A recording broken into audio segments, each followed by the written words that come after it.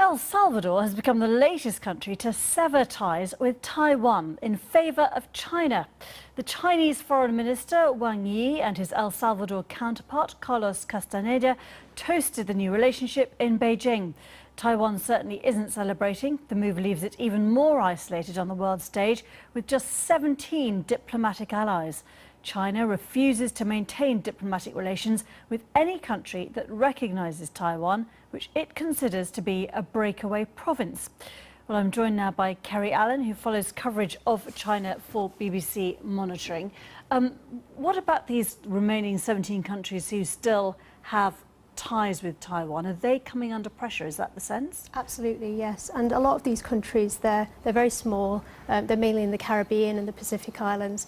Taiwan did used to have a lot of diplomatic allies in South America and Africa, but in recent years, since Tsai Ing-wen became leader, it's lost 5 diplomatic allies within 2 years, and now there's only 1 ally left in both South America and Africa. And what moves is China taking against those 17 or previous nations that have recognised Taiwan to change their position?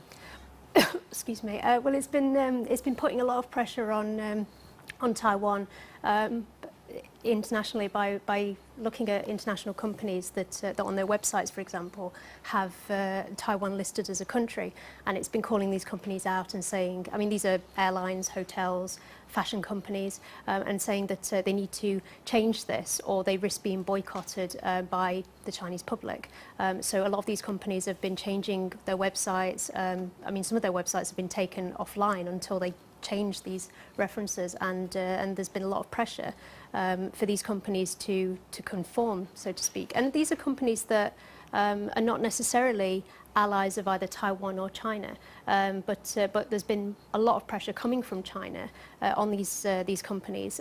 So Taiwan has been, I mean, actually Tsai Ing-wen, the leader, has just returned from a state visit to both Paraguay and Belize. So for this to happen now, while all this is going on, is actually quite embarrassing for Taiwan. Just briefly, where is this going to leave Taiwan if this move continues? Obviously, massive pressure by China. Well, Taiwan's coming up to an election, local elections in November, so that puts pressure on the leader to maintain her grip, because all these things are seen as a loss of face. But yeah, there's going to be pressure for Taiwan now to try and restore allies. I mean, this has happened over a number of years, that the allies do flip-flop between China and Taiwan, and it's now under pressure that it has to effectively decide, you know, if this is going to happen.